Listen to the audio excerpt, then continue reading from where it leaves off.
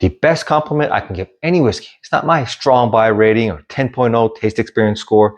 None of that.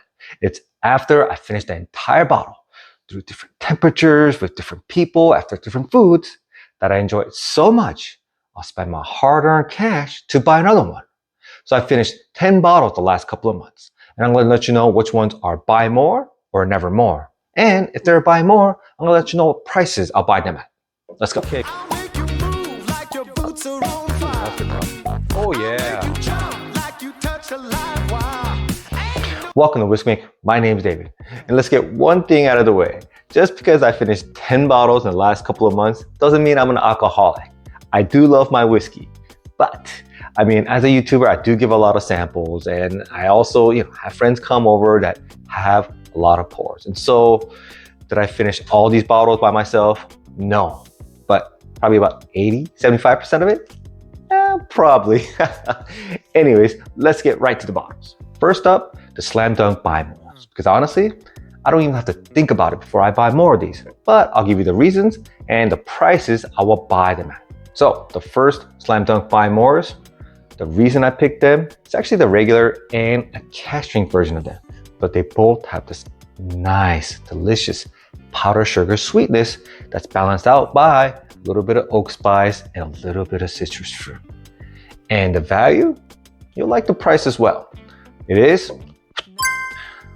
Redwood Empire Pipe Dream, the regular and its cask strength version. Oh, a lot of people know this, a lot of people enjoy this, and I absolutely enjoyed it, as you can see by 2 empty bottles sitting in front of me. Now, the prices I would pay for these, max I would pay for the regular version of Pipe Dream, probably about 40 bucks. Here, because it's a California distiller, I can get it for about 30, 35. And the cask strength version, the max I would pay for is probably about $70. Again, because it's a California distillery, I can get it for about 65, 70, sometimes even $60 when it's on sale. So great price, great whiskey. Can't wait to get another one. The second Slam Dunk Buy More, chocolate sweetness, coffee bitterness, with a little bit of wheat funk. Maybe you guys know what it is already. It's going to be the Maker's Mark cask strength, the regular. I guess the regular because it's not the 46, right? This is amazing and coming in around 40 bucks. Unbelievable how rich, smooth, the wheat just kind of makes it so buttery, and yet coming in at $35 sometimes. Fantastic. And that's what the price I would usually buy it by. It's about $35 to $40. The max, I would actually probably pay up to like 45 if, let's say, if I was in a pinch. But yeah, $35, $40 in my area. Wonderful buy. And the next Slam Dunk Buy More, banana, caramel, a little bit of oak spice to just round it all out. Might not be the one that you're thinking. It's going to be Old Forester 1920, coming in at 115 proof. I will always have an Old Forester 1920 and a 1910 on my shelf. Now, how much is the max I'll pay for this? Probably about 60 bucks. But here in California, the prices has come down on these a little bit, and I can find these pretty readily at about $50. So that makes it a great value for a great whiskey. And the next Slam Dunk Buy More, and this is the last one actually, but it's a lot of sweet spice, sweet orange, just really well-rounded. It is lower proof, so that's why a lot of people don't like it as much, but it does have a low barrel entry proof. So it does actually have less of the burn and more concentrated flavors than other low proof whiskeys. You probably already guessed what it is. It's going to be Michter's Small Batch Sour Mash. Just wonderful whiskey. The max I would pay for this, probably about $40. Luckily for me here in California, because there's so much of this, I can get it for about 30 to 35. Now, actually, I don't buy more, even though it's a buy more, I actually don't buy these bottles anymore. The reason? These bottles come in bundles a lot, especially with other Michter's limited products like the 10-year or the barrel strength or the toasted, or it actually comes with other products. They just want to get rid of these. So it's kind of interesting that I never buy these individually. I always get them in bundles, but better to get these in a bundle because I will drink them all day. So buy more, but hold off until you need to buy a bundle. So the next couple of ones, I actually had to think about for a second before I decided if they were buy more or never more. So the first bottle, a lot of people are gonna argue, this should be in the slam dunk buy mores. I get this all the time. And rightly so, it is a good bottle. It brings a lot of dark sweetness, dark fruit, dark spice. Because it was aged in the desert, it has that desert heat type of feel. It's going to be Smoke Wagon, the regular version coming in at 92.5 proof. Now, you might ask, with all that great favors and coming in around 35 bucks, why did you even have to think about it before you buy more?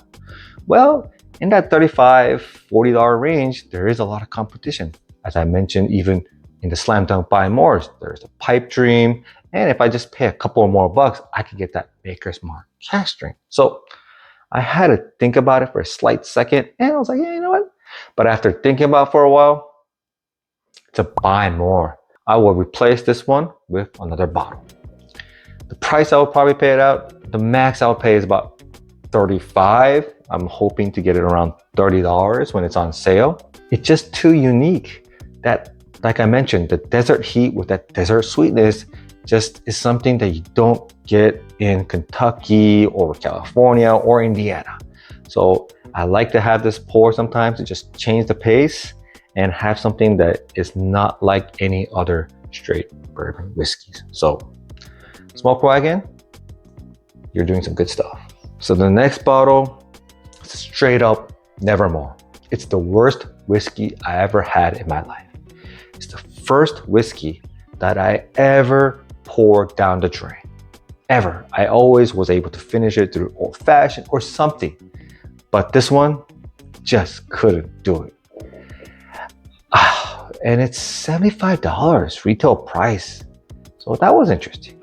It's gonna be Los Angeles Distillery, LA Beach, single barrel, bottled and bond, 5 years old with a mash bill of 51% corn and 49% malted barley.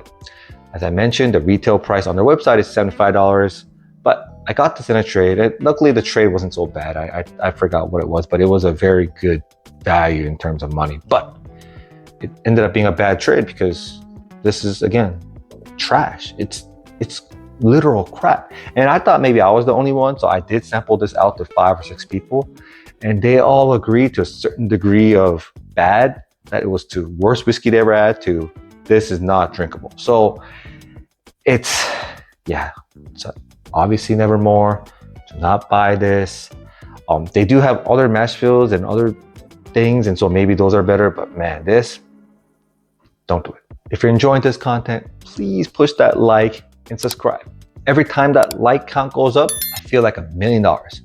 And my Patreon YouTube members, thank you so much. You really keep this going, because without you guys, I don't think I could do as much as I can. And the next spot on the list, it's a Texas whiskey. So all Texas whiskeys are usually polarizing, right? Some people love him, some people don't like him.